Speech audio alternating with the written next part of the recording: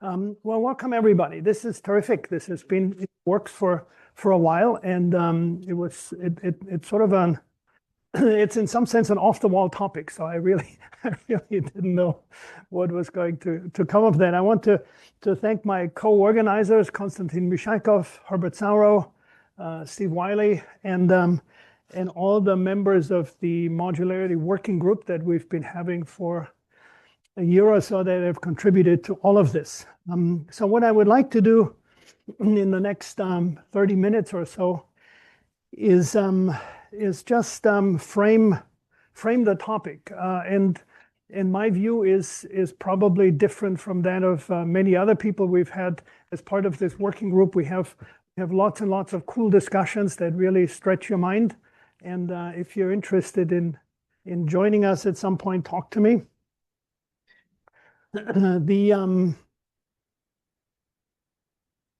What I have here is what's on the website to describe the topic of the workshop. I just want to, and I'm sure since you're here, all of you have read this thing at some point or another, and I just want to focus on the highlighted portion. As you will have noticed, there are relatively few talks for a week-long workshop. There are, I think, 10 altogether, which is not very many. And that's deliberate because you will see in between there's lots and lots of time for working groups. And what we would like this to be is sort of a real workshop. And I'll talk about that a little bit beyond that. And my goal is to come out of this week with some specific ideas of what modularity research could look like and what a program would be. I'm a mathematician, so it's not surprising that I would root for a mathematics research program that goes with this. We need language to speak about things, as Wittgenstein said in his last proposition in the Tractatus, that which we cannot speak about, we have to be quiet about. And to speak, we need language. So that's the main charge for this weekend. This is an amazing place. It has all sorts of breakout rooms, places where you can sit, and we'll talk about the logistics of this in a little bit, like how we distribute working groups, and I'll talk about that at the end of my presentation. So the first thing I want to do is frame this topic a little bit the way my thinking has evolved about this. I started to think about it in the early days of the pandemic. I was sitting in my home office in Connecticut. It was all pretty dreary, and I was trying to understand what so-called fundamental laws of biology would be. And modularity seemed to be one of those that could qualify. And so I started reading about it, and I've continued to do so. And so I've evolved a certain way of thinking about it that I would like to at least position as a straw man point of view that we can then proceed to take apart the rest of the week. And one of the people I ran into actually relatively late in this is I went back to read some of the early sort of complex systems or system science people in the field of biology, von Bertalanffy, Wiener, and in particular Ross Ashby.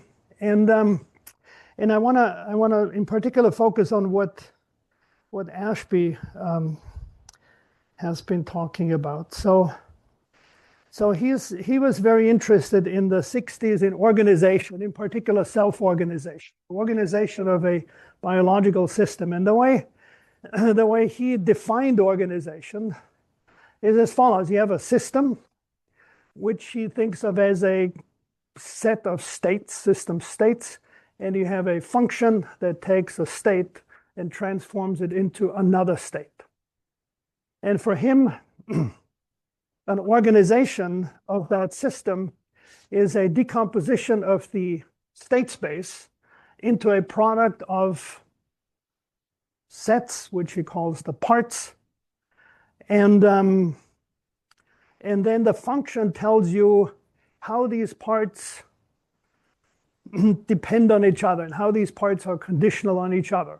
And one can define this in a number of ways. In this case, if you if you vary the inputs in TI and you get no change in the values of the function when it comes to TJ, then there is no dependence. One of the things that Ashby proposes is one could use statistical analysis, variance analysis to find dependencies.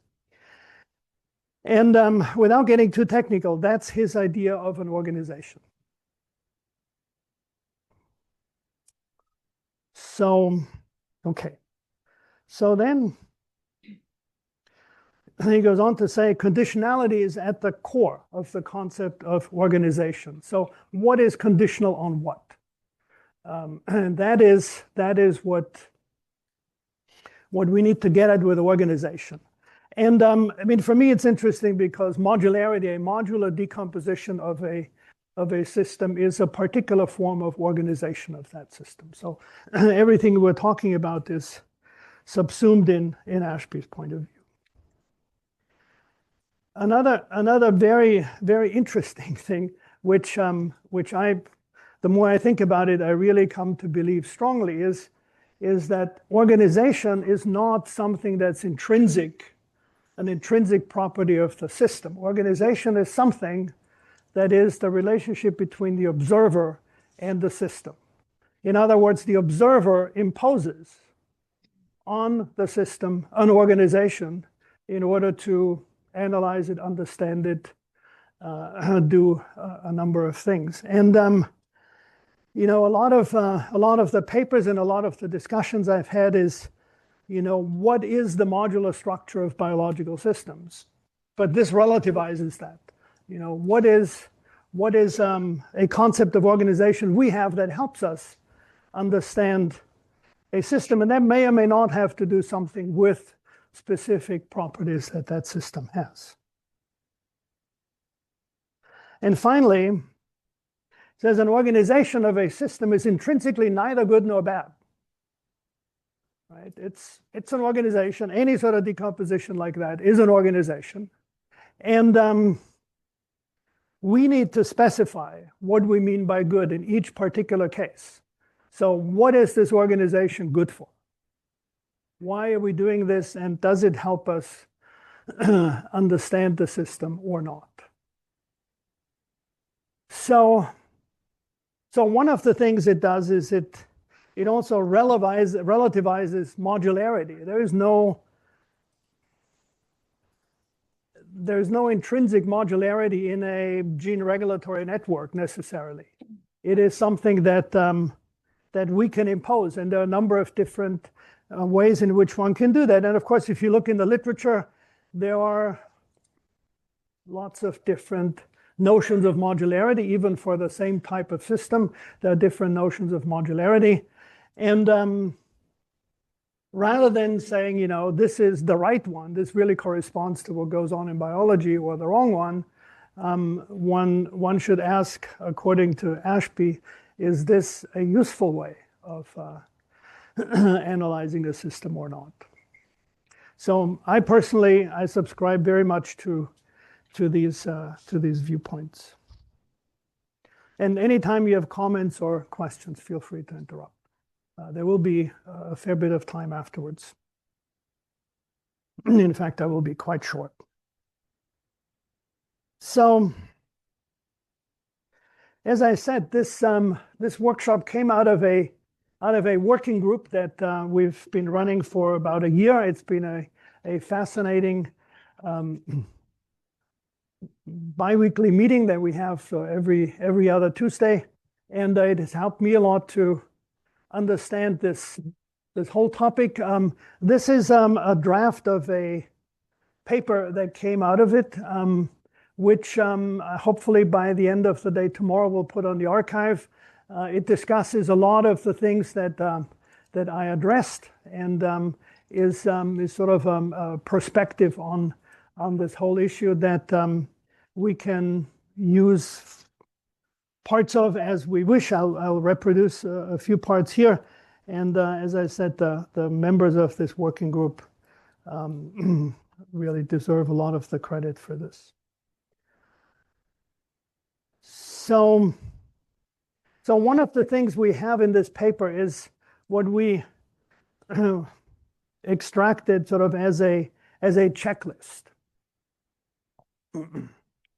And so criterion one, we need a precise definition of module, which may be context dependent, but we need a definition. And that goes back to Wittgenstein. If we don't have precise language, we cannot talk. And that is, it's at least in my perception, that is one problem with this entire literature, is that terminology is not always clear. And, and modularity is defined in terms of concepts that themselves are not very well defined. So that's one thing we need to do. And this definition should enable a user to clearly identify what the modules are in the particular context and what the connectivity structure between them is, if there is any. Oftentimes, the way modularity is presented is you have a bunch of modules, and these modules operate independently of each other. But if that was really true, then you just have a bunch of independent systems that you can analyze separately. So there needs to be some kind of interaction between them, and that needs to be spelled out. So, for example, there are a lot of definitions that are based on community finding algorithms. And those depend on parameter choices. What's a strong connection? What's a weak connection? So on. Criterion 2 refers to this notion, this connection between the structure of a system and the function of a system. If you read about what modularity is supposed to do for you for complex systems, especially in general systems theory, then the consequences are typically dynamic. Things like stability, things like robustness. These are dynamic properties. And so if you have a concept of modularity that is defined structurally, and in this case, structurally, I mean, the systems, almost all the systems we consider are systems that are made up of a whole bunch of parts that interact with each other and that generate dynamics. So there's the structure of that, and there's the function, or it might be called dynamics, depending on whether you're, for example, in evolutionary biology and development, you're interested in the structure and the resulting phenotype, for example. So things like that. But there needs to be some sort of relationship between the two. And if you have a dynamic definition of modularity, then you should be able to say, how is that reflected in the structure of the system? Criterion 3 comes down to saying, well, okay, so we have a particular definition, we have a particular structure for a given system. I can identify the modules, I can see how they're connected. So what does this do for me? What does this buy me? Right? That needs to be spelled out somehow. And sometimes it is, and sometimes it isn't. And finally, of course, being a mathematician, I think we need to phrase this. This obviously calls for a formal treatment and a formal language in which to express this, and to me, that's one important outcome of this workshop. Reinhard, one question. Yes. On 2, you focus on dynamics, which of course are important. What about statics?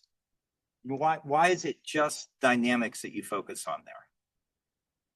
If I end up with a different steady state concentration, isn't that an important property? Oh, I see what you're saying. Yeah. So I guess I'm using dynamics very loosely, very because loosely. as t goes to infinity, No, right? That's okay. Fine. Is function basically. Right. Yeah. So what are the properties? What are the behaviors? Yeah. So for me, an attractor of a system could be a steady state. Okay. All right. Yeah, that's perfectly acceptable. Okay, so there's that. And another thing that we have in this paper is what we call a roadmap for modularity research. That is something that I hope we can end up at the end of this workshop with a specific collection of projects, a specific collection of areas.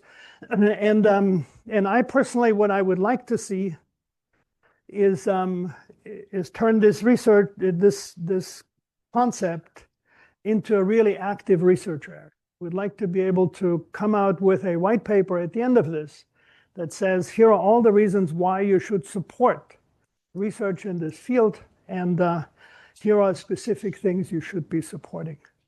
Some of you might remember the NSF at some point had a research program on theoretical biology, yes, which I thought was fantastic. And of course, they killed it.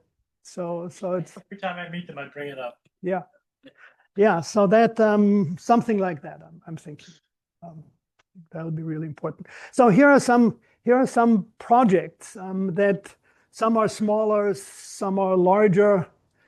You know, there are a number of definitions of modularity, a number of concepts, a number of papers. What is the formal substance behind them? How do they go together? What is common among them? And how can one turn this into a thematic description? And project 2 builds on that and essentially says, you know, what do we have? Which approaches work? Which approaches don't seem to be useful? In fact, one of the working groups that I want to suggest for this week is precisely one that carries that out and ends up with a critical review article on different concepts of modularity. Project 3, of course, you know, what's biological evidence that could support some theories versus others? And project 4, you know, what is a proper way to formalize this? And there will be working groups to support a number of these. Okay, so hopefully by the end of the week, this list will look very, very different from what it looks like now. So what I'd like to do with the rest of my time is I'd like to give you an example of an organization in Ashby's terminology that kind of ticks the points that he makes. And the points that I'm making, it's a mathematical theory that has a number of shortcomings, which we also describe in this paper, but it can present a paradigm for what we think such a theory could look like. And it starts from, first of all, the premise that modularity relates dynamics and structure.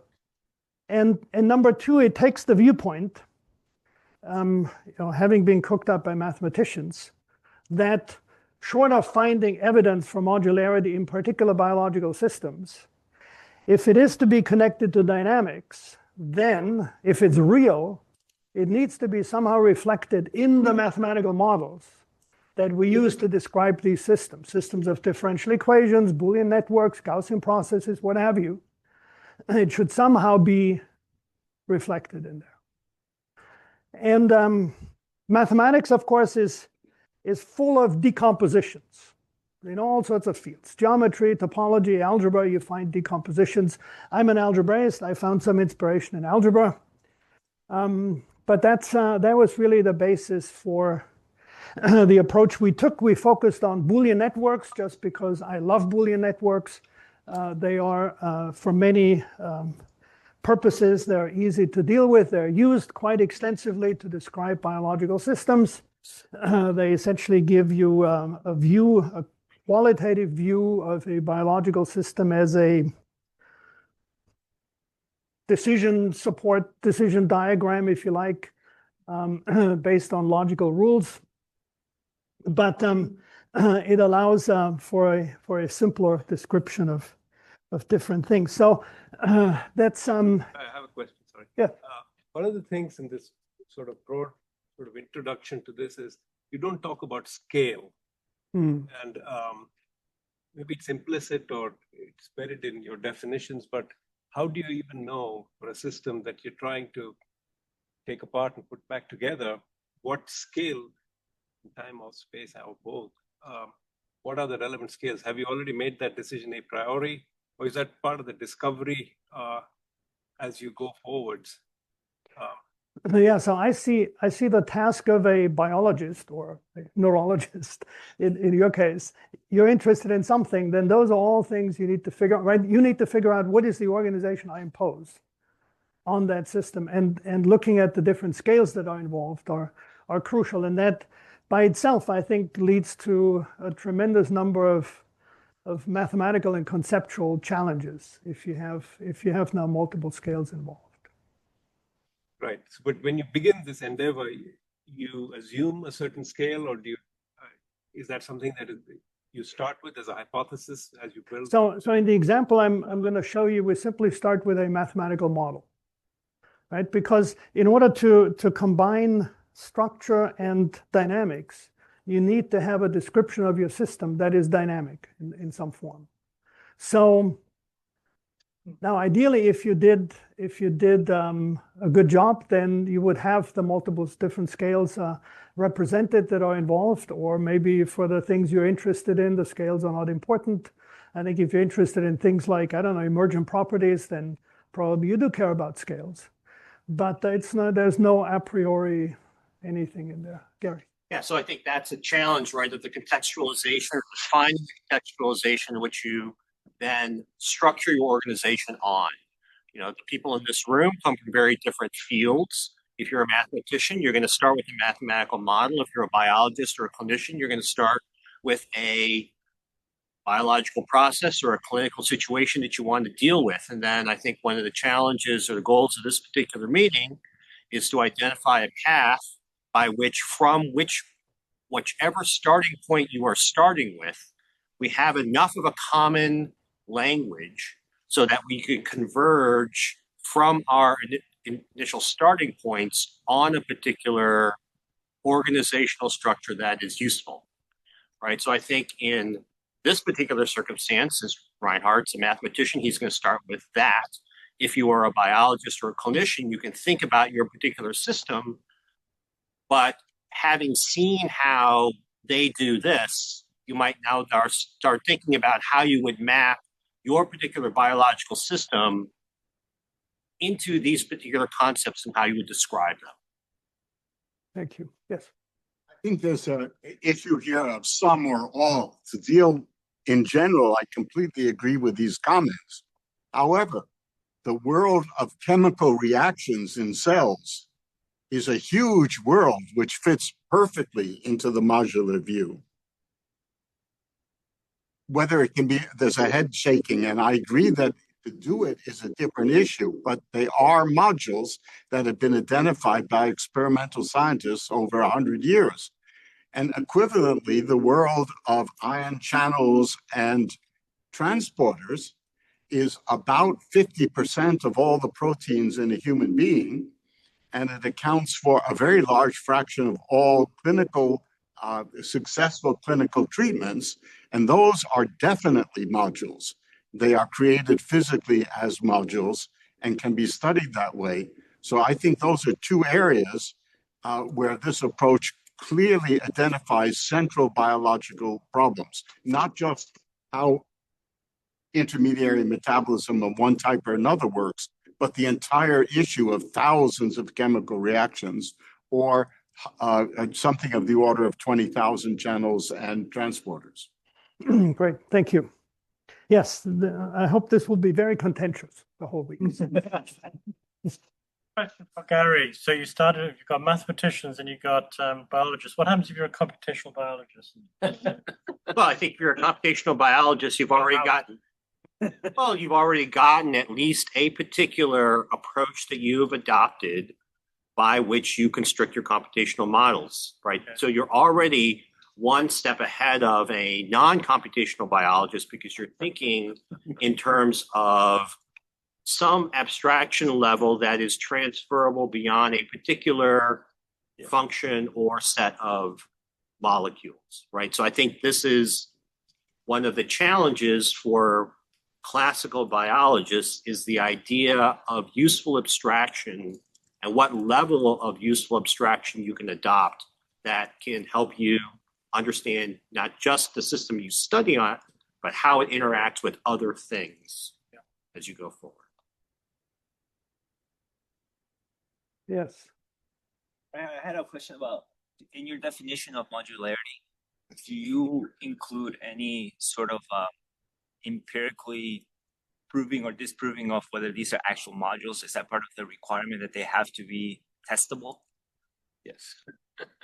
I hope so. So I mean, I take Ashby's point of view. Right? You define an organization, and you have your reasons for why you do that, and then you figure out whether that's a good organization or not. And these may correspond to the pieces that you have, may correspond to things you can validate in the particular system you're interested in, or maybe not, but maybe you don't care for your purposes that might not be necessary. So I would take a totally agnostic point of view. James. Well, coming back to two things, one to here, but then first to Herbert. And one of the huge differences between biology and computation is that computation, at least when you're doing mechanistic, at least when you're doing mechanistic computation.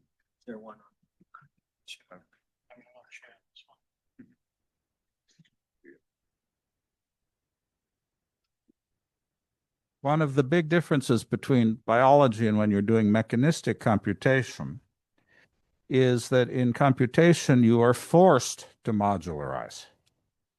You can't have 1.5 cells if you have agents of cells.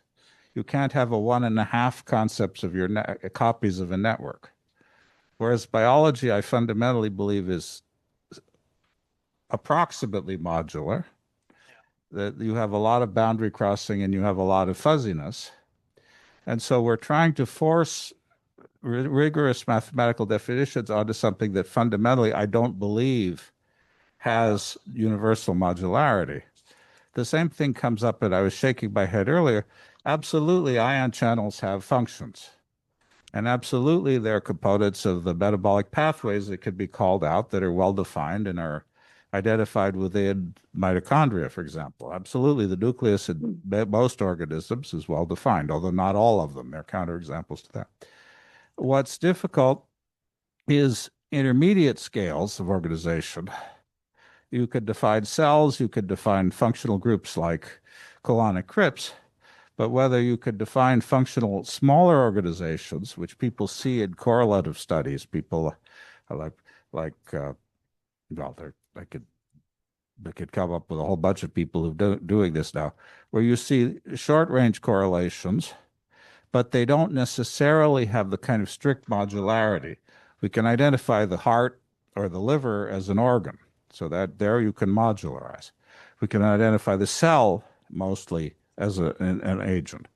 But intermediate scales are fuzzy, and there's a tendency to want to do things like you define a weak modularity depending on the strength of interaction by distance, for example. And that has some failures as well. So I think that I'm not convinced, I'm not saying we shouldn't try to do it, but I'm actually not convinced that there is a universal mathematical definition that's going to do what you want.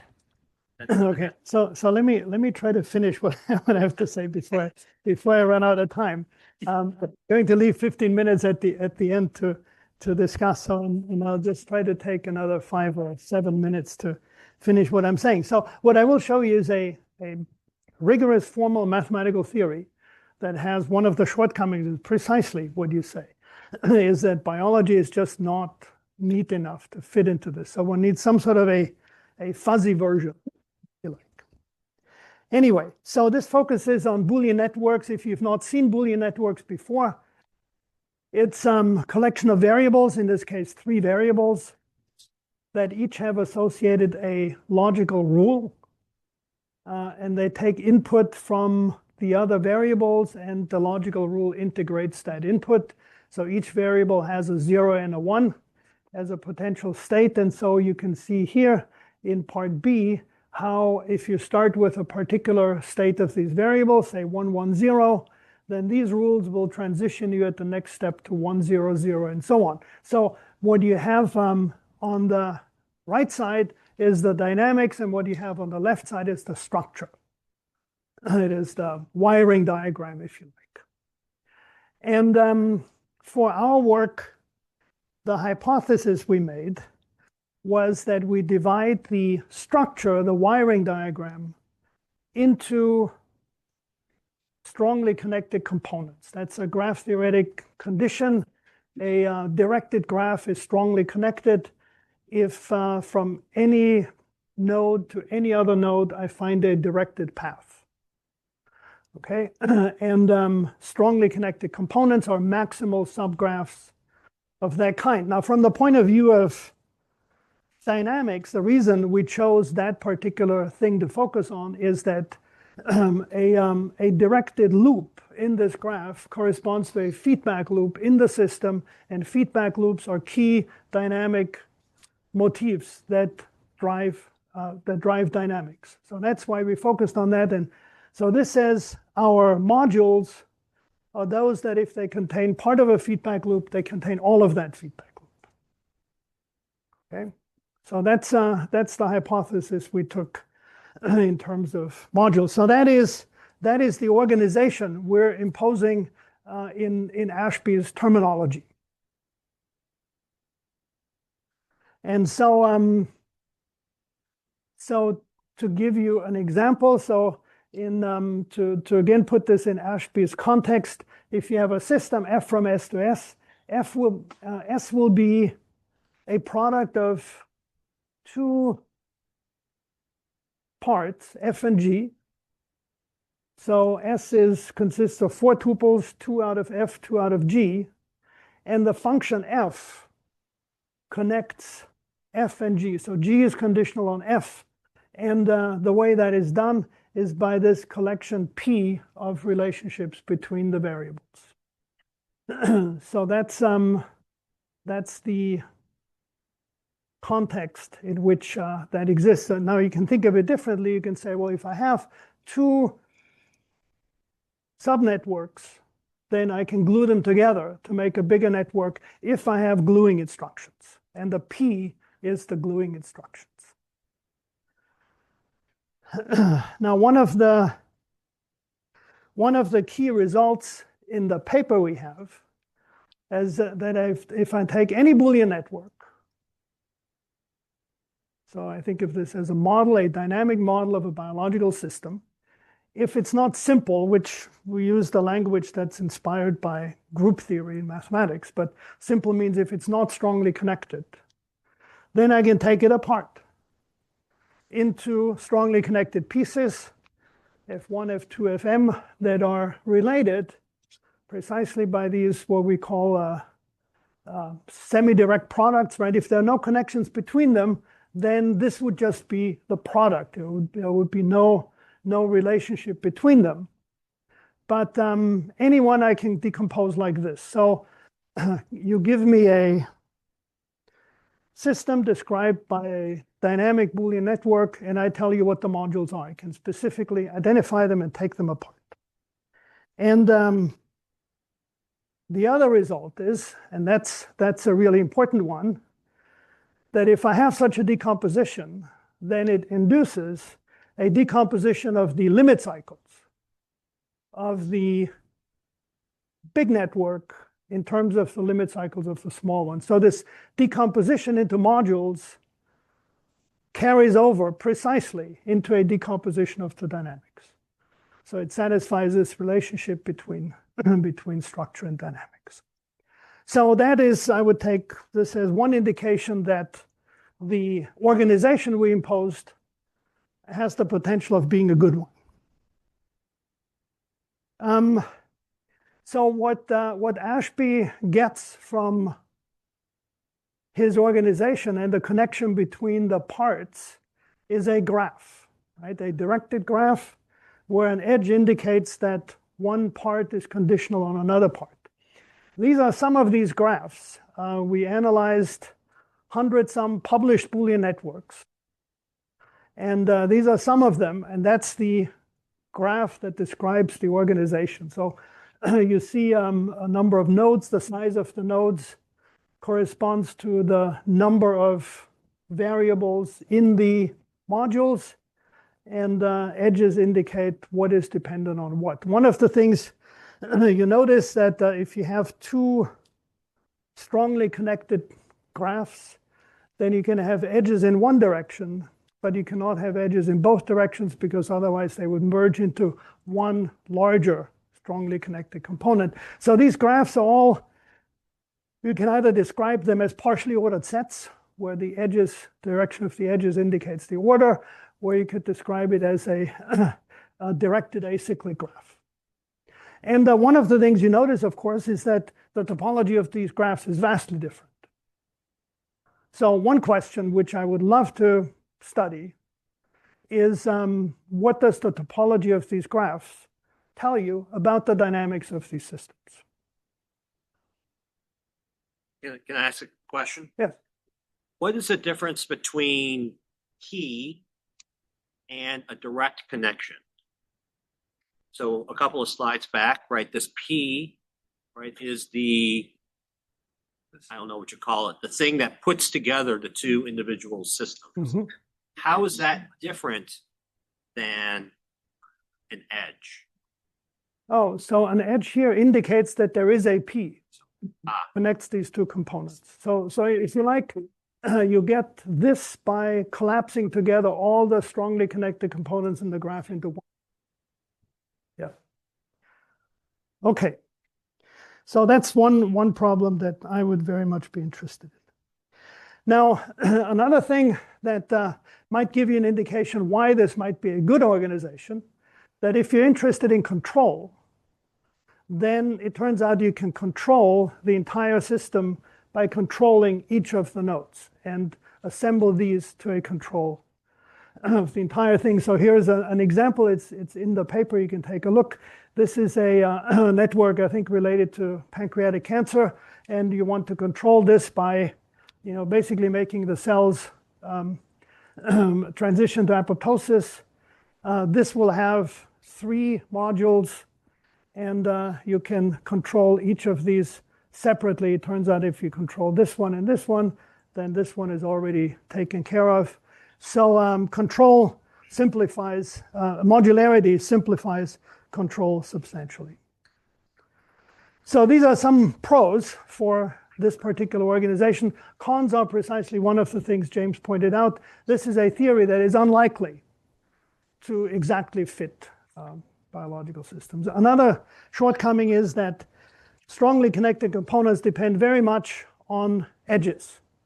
If I take out an edge, I may completely destroy this organization, right? Or I put in an edge. So it's very, very sensitive to that. That's a drawback that one needs to fix, certainly. And a number of other drawbacks that also we describe in the paper I'm going to make available to you. So. And how are these 3 main modules discovered? Were they experimentally discovered? Or? No, it's a graph theoretic thing. You simply identify strongly connected components inside of that graph. Tomorrow you're going to hear Chris Kapulkin, who will tell you. So after we did this work, we happened to run into Chris and his students, and they showed us a very general theory that one could use as a rigorous foundation for studies of this kind. And Chris will tell us about this tomorrow. And I will just leave it. I'll leave it at that. We'll talk in some other places about this further. And of course, you can ask all of us if you're interested in more details, or you can read the paper. There's some follow-up papers now that are also relevant. So let me just briefly talk about the working groups. What we propose is these 7 working groups. There are people who have agreed to lead these. I'm still missing a lead for group number 3. Now, the way I've been thinking of doing this is basically people vote with their feet. You join the working group that you think. If there are working groups that have nobody in them other than the organizer, maybe we'll reconsider. These working groups might run their course in a day or two, then they will be sunset. Other ones it will become clear that we need another working group and something, then that can be established. So this is fluid, but this really is the workhorse of, so to speak, of this week here. What I want is each working group at the end of however long it lasts, at the latest by the end of this week, provides a report. And it doesn't need to be a long thing. It can be a couple of pages, it can be bullet points, it can be text, but we would like a report. The other thing I would like for each of the talks for somebody to volunteer to take notes and provide us with a one-page summary that does not use ChatGPT. Actually, none of this stuff should use ChatGPT, in my opinion. We use that. Or Claude. No. Only human beings. Okay, so we'll talk some more. There's at the end of the day today, there's some more time to discuss these working groups. The leads will tell you a little bit about what they are, and so you can make a better choice of which ones to attend. And finally, as we heard, it is extremely important that you acknowledge this institute and what it's done. Anybody who has had external funding from agencies knows that this is important, that you need to tell your program officers that you've done a good job with the money you've gotten so that they can get more money. So this is really, really important. And I want to leave it at that and leave the last 10 minutes for more discussion. There were a number of, you had another comment, yes. It seems to me that some of the more abstract work can be checked against the discipline of electrical engineering. Electrical engineering is almost entirely built on the idea of a device, which has a very specific meaning and must include its input impedance and output impedance, which are the coupling. Okay. But what's crucial in all of electrical engineering that makes all of our computers possible is that each module is modular. It is exactly transferable. Or exactly within a definite criteria. So it would be extremely interesting to take these abstractions and apply it to what engineers actually do. And they probably have an abstract theory as well, since they certainly know what they're doing in mathematics, but using it as a test case. And of course, the success of circuit theory and device theory in engineering is attested by gray hairs like you and I know, nearly 1 billion increase in capability in computers in our lifetimes. And that's only possible because they actually do what they're supposed to do with essentially no errors, maybe 200 errors a second in your computer. Yeah, we're fortunate to have a really diverse crowd all the way from mathematicians to engineers, computer scientists, all the way to clinicians. So somebody can speak expertly to all of these things. Absolutely correct. Yes. So one thing I noted in your presentation is you were a bit apologetic about the modules may not fit exactly, and I don't think you should apologize. And the reason is that this is a model. This is our abstraction, something we're imposing on the world, and it will be imperfect. All models are imperfect. So I see no need for apology, and we should leave open the space so that different people may have different definitions. Yeah, I appreciate that. It's the bane of all theoretical mathematicians. Can you just repeat the comment, please? It was a little hard to hear. Well, the comment was Joe said we shouldn't be apologetic that what we devise as mathematicians is rigorous and might not exactly fit biological context. All models are wrong. That's the idea, right? Luis. Reinhard, I think like going back to I think it was criterion 3 or research project 3. I think with whatever And the microphone. Yeah, we need a microphone. You need a mic. I can talk louder too. No, you don't need a microphone. Okay. And me, nobody ever did. So, Yeah. It was. Hello. Okay. There. Going back to your criteria or your projects, I don't remember which slide. I think a interesting research project would be with, other than defining a definition of module, would be coming up with a criteria of empirical testing of that definition. So whatever definition of your module you come up with, what sets of experiments or empirical evidence do you have to show that that's a good definition, and like that your modules are well defined according to that criteria? Yeah, absolutely. And probably, so there are no standards as to, what validation means in this case. And as always, in all of biology, standards are important. They're far and few between, but yes. James. Yeah, you definitely. Yeah. I think James was first, or maybe you were first. I mean, you've already got plenty of problems there, and this audience may be very networky, but to me, really the issue of modularity in multicellular systems or multi-agent systems is a fundamentally different question, because you have reorganization of the interaction network happening continually, which typically doesn't happen in your molecular networks. And so there may not be enough people interested in that here, and it may be a problem outside of the scope. But I think that's something that should at least be flagged as something that should be, maybe it's a different conference, but should be thought about, because I think it is, you've already got a very hard problem here, but that's a harder problem. Yeah, certainly the problems I listed and problems like what Luis just mentioned, they might be too broad in scope to do here, but problems are good. Problems make the world go round. So the more we can collect, the better it is. Yeah. I think that the ultimate usefulness of a definition of a module is, can you use it to do something productive? Yep. And I saw a really funny paper. I thought it was funny, is that there is an investigator who shall not be named, who basically developed a modularity theory of the signaling networks. And then he tried to analyze them using a modular framework, a mathematical framework, and it did not work. And so he said, well, I'm going to change my analysis to match my preconceived notion of what a module is.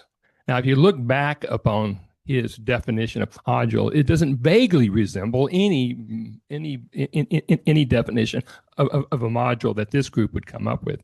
My point is that he made a definition that was arbitrary, and then spent the rest of his career trying to manipulate the math so his original concept would work. I would say that what you really want to do is to have a concept that can be generally useful and that can be applied for things like computational analysis, modeling, scaling, predicting drug use. I mean, various things. As long as it's useful and we can use it to push, science forward, then I think we've succeeded. Well said. But of course, it's science. Scientists are free to do what they want. Yeah. Okay. Make our own mistakes. Yeah. We have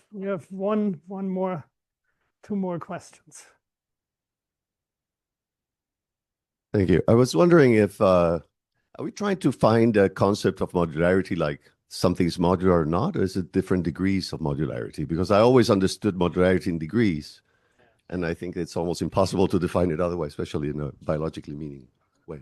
Yeah, I mean, it's an excellent point. That probably is the case. As I said, with our theory, there's no fuzziness in this, right? That's why it will probably be difficult to map it exactly on some real things. But nonetheless, I mean, as Joe said, it's a model that can guide you, and may ultimately not be the exact right fit. So I have similar feelings. A question need for a single definition of a module is fine to have different definitions depending on the context, depending on the study at hand, or more or less where else. I guess it's possible to have different definitions. That's all. Yeah, I agree. I'm with Aspie. Anything's an organization. Anything can be a module, and then it's up to you to decide whether it's whether it's good or not.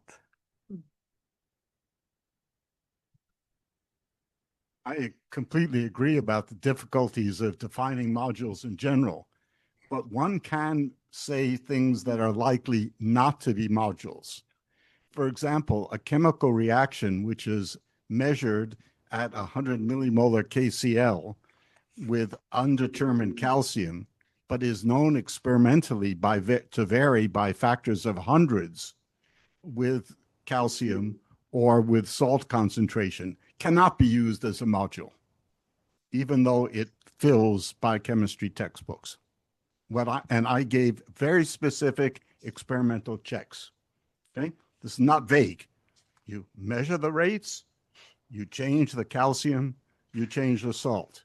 If it changes, it's not a module inside a cell because different parts of the cell have different calcium and different salt concentrations. And that unfortunately occupies a large fraction of biochemical research. You can just check, look at the salt concentrations. Okay, great, thank you. There's a concept which we've talked about, which hasn't come up yet, and that is that biological systems are thought to be not only modular, but they're hierarchical as well. And one of the things is very clear is that there are modules of modules, and then you can create modules of modules of modules. And so where you conceptually say, where's the boundary of the modules? Well, it depends upon what you're trying to represent. But you should really understand that most modular code is actually composed of sub-modules. And so we have to be careful about the level of definition. Okay, great. Thank you, Steve. That's all the time we have.